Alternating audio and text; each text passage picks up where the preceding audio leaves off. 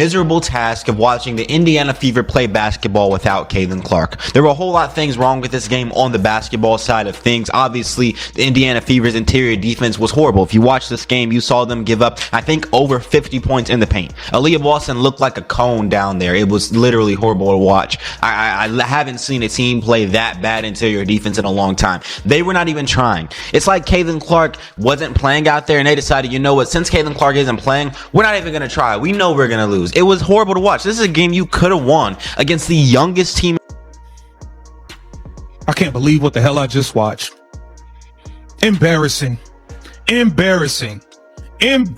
performance by the Indiana Fever, the Caitlin Clarkless Indiana Fever. That was an awful performance.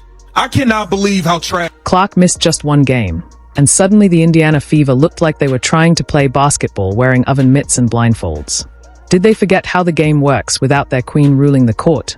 But Caitlin, she wasn't about to stay quiet. Nope. She exploded like someone roasted her three-point shot at Thanksgiving dinner. What she said? Absolutely wild.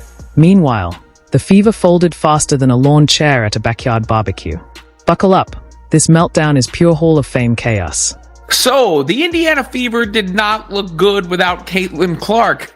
I guess that would be an understatement. Look, I mean, it's not that surprising to see the drop-off for the Fever without Clark. This Caitlin Clark effect, if you will. Because so often what's talked about is her impact on interest or economics, but all of that is based on her abilities as a basketball. Caitlin Clark misses just one game, and suddenly the Indiana Fever look like they are starring in a horror flick titled When Fundamentals Die.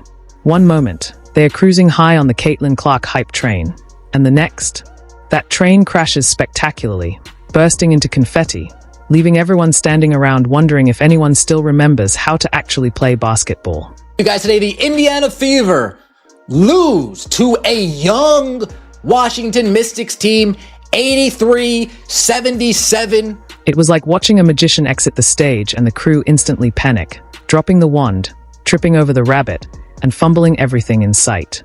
Caitlin took a seat, and the Fever's response was a performance so flat, so lifeless, and so painfully bad that fans couldn't tell if they were watching a basketball game or a live tutorial on how to waste 40 minutes of their lives.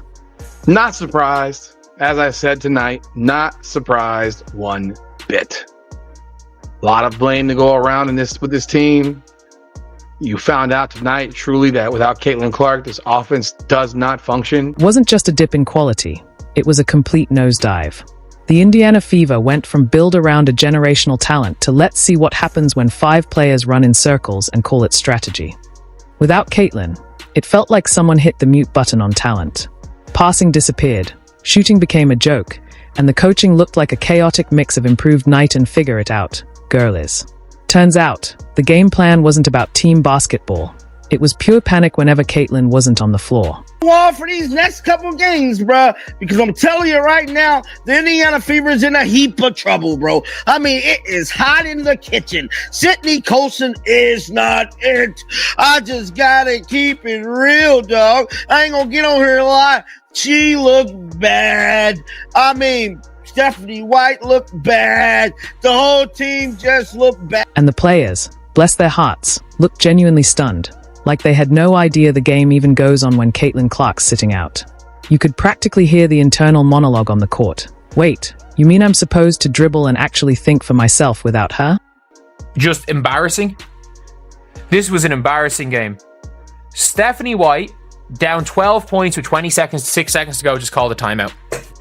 She just called a timeout. This was a absolute embarrassment. An embarrassing performance from the Indiana Fever. Here's a radical idea. Maybe don't build your entire franchise around one player doing everything. Because the moment that player takes a seat, the rest of the roster suddenly looks like they were picked in a lottery at a middle school pep rally. The passes were so off-target, fans in the nosebleeds were ducking for cover. The defense was so non-existent the opposing team started sending thank you cards. It's not just that they lost, it's how they lost. You expect to stumble when your superstar sits out, not a full-on meltdown. Like the team got cursed by a basketball witch. Caitlin Clark was on the sidelines, watching like a mom who left her toddler alone with a fresh can of paint, silent fury written all over her face. That I swear, if I have to get out there and save you again, look. Her expression was basically a live meme, eyes squinting, lips pursed, arms crossed. The human embodiment of a performance review. She didn't say a word, but the disappointment was louder than the score gap. Because this isn't just a bad game, it's a total indictment of the Fever's entire system. Caitlin Clark isn't just the engine. She's the wheels, the brakes, the GPS, the air freshener, and the driver. Without her, the whole car crashes off the road and bursts into flames. The Fever without Caitlin are like a band that forgot the lead singer is the band. Another thing for the Fever, obviously, Caitlin Clark out, minimum of 2 weeks with a quad strain. To me, when somebody says, or it gets announced that it's minimum, I'm like, ooh, that's probably 2 to 4 week situation. So I think this is a moment that we're going to find out, like, what is the Fever really? And this tragicomedy runs deep. Remember all that preseason hype? Caitlin's going to have help. We've recruited talent. She's not alone out there. Cute, really cute. What they really meant was, we found some folks with arms and legs and are just praying muscle memory kicks in eventually. It's hard to overstate how badly the team crumbles without Clark, but let's try anyway. The Fever's offense without her looks like someone trying to bake a cake by smashing eggs on the counter and yelling bake for 40 minutes. There's effort, there's motion, just no results. Only sticky confusion and shame.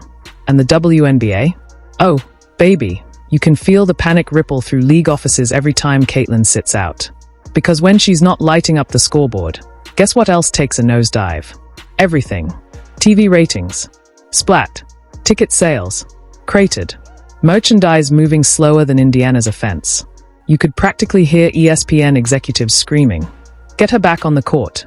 I don't care if she's got a broken leg. Duct tape it." We're going to talk more about Caitlin Clark's absence and the impact this is felt, that's being felt around the league, and even in Indiana. It's going to be a big impact. Okay, I did a video the other day. They were talking about the impact of Caitlin Clark on the WNBA being very close to $1 billion. This league has never seen a star steal the spotlight this effortlessly. Caitlin Clark sneezes, and it trends. She blinks, and it becomes a GIF. When she's off the court, the entire WNBA product feels like a corporate PowerPoint desperately craving caffeine and a soul. And let's talk economics. When Caitlin plays, arenas pack out, hot dogs go for $12, and you're duking it out with grandma on eBay for tickets. Without her, you could stroll in with a coupon and get upgraded courtside, with a free foam finger and a mascot hug thrown in. The drop-off isn't just noticeable, it's seismic. Without Caitlin Clark, the league plunges from Super Bowl-level hype to a local high school talent show starring interpretive dance and confusion. And let's be honest, the Indiana Fever's recruiting plan was basically Caitlin will figure it out. Step 1, draft Caitlin Clark. Step 2, championship. They saw a once-in-a-generation player and thought, perfect. Now we can all relax. Now, the Indiana Fever with Caitlin Clark against the Atlanta Dream scored 12 points in a quarter. The Indiana Fever with Caitlin Clark scored 13 points in a quarter. The Indiana Fever without Caitlin Clark have back-to-back quarters scoring 17 points in one and 13 points in another. Let's not forget, Caitlin Clark is a player, not a miracle worker. She didn't show up with a magic wand. She came with a jump shot and sky-high expectations. Somehow, that was enough for everyone to assume she'd carry 11 other players like she was delivering groceries through a blizzard on a tricycle. And the media? They're all over it. Wow, the Fever just didn't look the same without Caitlin. Yeah, no kidding. That's like saying a pizza shop without pizza felt a little off. Of course they didn't look the same without her. It was just missed layups, bricks on threes, and awkward pick attempts that made you wonder if pick and rolls were just mythical ideas in Indiana. Let's be real. Caitlin Clark is already the MVP of this team. Not a future MVP, not a potential star, the MVP.